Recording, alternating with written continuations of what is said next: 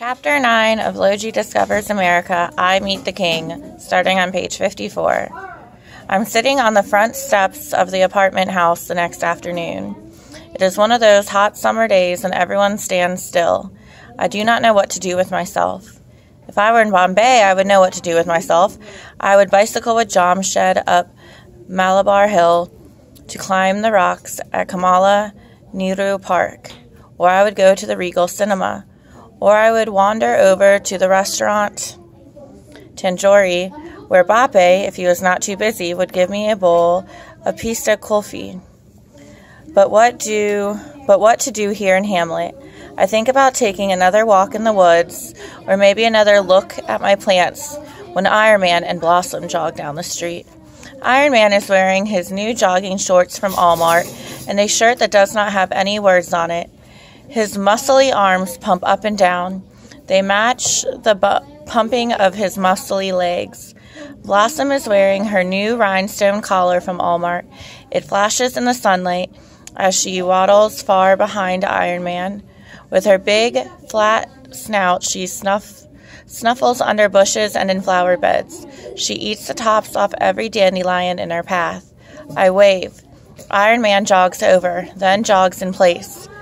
Woo-wee! It's a small world, he huffs. You're on my workout route. Workout route, I ask. Iron Man jogs and nods. We run down Tremont Street every morning. Zoo-wee! Squeals Blossom. Iron Man goes on. You left so quick the other day that me and Miss Piggy here never got a chance to say thanks. I was happy to help, I say. All the same, says Iron Man, I can't thank you enough. This little porker means the world to me. You know, if something had happened to her... He winces, then winks. Maybe someday we can do something for you. In the meantime, take care, kid. They jog and waddle away. Now the minutes really creep. I watch the grass grow. It does not grow fast. Today is a slow day, I say aloud. Just then, a girl on a blue bicycle rides past. She's wearing yellow shorts and a green shirt, and she is pedaling so fast her braids fly out behind her in the breeze. I wish she would look in my direction. I wish she would look at me, but she does not notice me at all. She just pedals away. I lean back and watch the grass to grow some more. The girl rides by again, and this time she is not using her hands. This time her arms are sticking straight out at her sides. I am impressed. Her trick reminds me of the tightrope walker I saw last year when the Russian circus came to Bombay. I clap, but the girl still does not look at me. She pedals away again. I stand, walk to the edge of the yard, and wait. I hope the girl will ride past again. And guess what? She does. And guess what else? She looks at me as she pedals slowly past, this time gripping the handlebars. She looks at me, and looks at me, and looks at me, even when she has to twist her neck to do it. Before she turns the corner, she smiles, and I grin. I hope she comes back. I will smile at her this time. Maybe I will even say hello. I wait and wait, but she does not come back. I think about going upstairs and reading a book, maybe Tales of King Arthur or Charlotte's Web. Maybe Landlady Chris will let me play with her cat. It will, I think, be more interesting than grass. I go inside. Downstairs, the workroom is cool and smells of Landlady Chris cleaning supplies, lemony fresh. Hello, I call out. Landlady Chris looks up from the lamp she is fixing. You again, she says. Don't you have something else to do besides bother me? I have nothing else to do, I say sadly, and no one to do it with. Humph, Landlady Chris snorts, but she does not tell me to scat. She does not ask me to get lost or beat it. I unfold a chair and sit in the room's corner.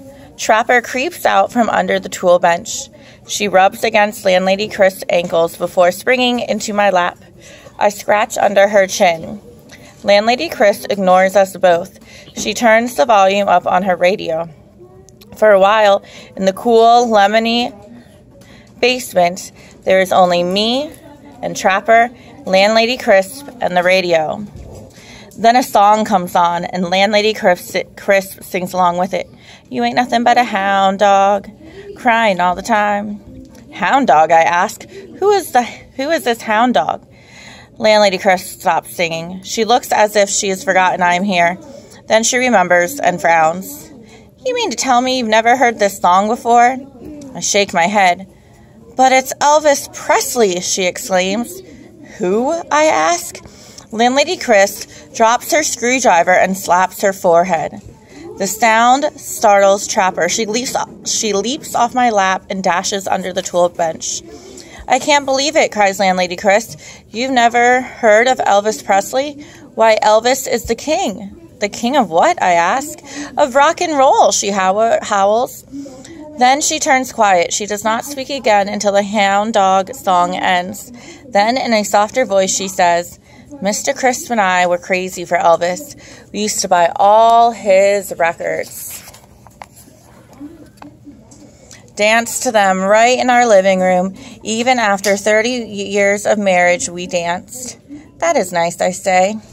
That's all over with, says Landlady Crisp. She gives herself a little shake, and the soft voice falls away. No time for that sort of nonsense now, not with all the work around here. I'm sorry, I say. I'm sorry I've never heard of your King Elvis. Well, kids, you're going to hear him now. She turns the radio dial up and down, up and down. Somebody somewhere is always playing Elvis, she says. For a few seconds, all we hear is shh, shh. Then, oh, sol mio. That's sure not the king, says Landlady Crisp. She turns the dial some more. Then, I've been heartbroken since my country gal's been gone. Landlady Crisp winces. That's not him either. She keeps turning. A rash of burglaries have left policeman in Hamlet's baffled, says a news announcer. Landlady Crisp pulls her hand away from the dial. She leans closer to the radio and listens. Citizens are warned to lock all doors and... Holy smokes, shouts Landlady Crisp. I've got work to do. What about the king, I ask. Forget him, she says. The town's got burglars. And by golly, when a town's got burglars, an apartment house has got to have chains and bolts and burglar alarms. And do you know who's got to install all of that? You, I guess? Me, she groans. When, oh when, will all this work be done? It is another one of those questions grown-ups do not expect to be answered. But I have an answer. I say, a kuto, a dog. You should get a dog. In Bombay, people who have dogs do not have burglars. I can tell she is thinking. She rubs her hands over her mouth the way grown-ups do when they are thinking. Yes, I say, a dog would save you much work. Landlady Crisp's eyes narrow, and I know what is coming next. I'm going, I say. Thank you for telling me about the king. Thank you for letting me play with your cat. I bow my head in the polite way Ma has taught me. I run up the basement stairs, but stop, surprised, in the hallway. Where has the slow afternoon gone? Already, it is time for dinner. I know this by the long shadows outside and the smell of Bape's chicken masala inside. I follow the smell to our apartment. Suddenly, I'm very hungry. It is hard to wait, but Bape keeps me busy. He asked me to set the table. He asked me to wash my hands. Finally, Ma comes home and dinner is served. Bape has fried the masala, the chicken special coating, until it is nice and red and has it covered with cashew nuts. The rice is flavored with turmeric, my favorite spice, until it is a golden color, and Bape has loaded it with tasty bits of onion. Fortka, gushes Ma, you have outdone yourself. Bape grins at the compliment. There's even gulab cumin for dessert, he says. My mouth waters at the thought. I grab my fork and gobble 3 helpings of chicken masala and 2 gulab cumin. Aha! Exclaims Bape, an appetite. Ma and Bape beam as I drain the last drops of milk from my glass. I wipe my mouth with my arm. May I be excused, I ask. Of course, says Ma. I point to the serving bowl. May I take a piece of chicken? Of course, says Bape. I grab the meat and race out the door. I take the steps 2 at a time. Here, Bilatty, Bilatty, Bilatty, I call. I dangle the chicken between my fingers. Here, Trapper. Woof!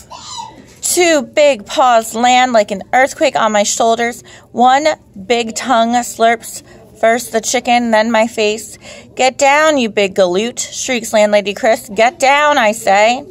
The dog gets down. He is big and ugly. His fur is a patchy mess of brown and black. Some of it curly, some of it straight. His legs are long, his tail is short. He has 1 blue eye and 1 black. God has put you together with leftover parts, I say to the dog. And the dog smiles. He really does. He pulls back his lips and shows all his white teeth. Then he pants, wags his stubbly tail, and drools. The door to the first floor apartment flies open. What's going on? What's happening? Dog, calls Landlady Chris. Ick, shouts Mrs. Pendergast. She slams the door. Landlady Chris, I cry. You have gotten a pet. Can I get one too? This is not a pet, she says. That's a burglar alarm, and no, you may not get one too. She reaches down and absent-mindedly scratches behind the dog's ears. What's his name, I ask. Landlady Chris shrugs. Is it important? I call him Spot or Fido or something.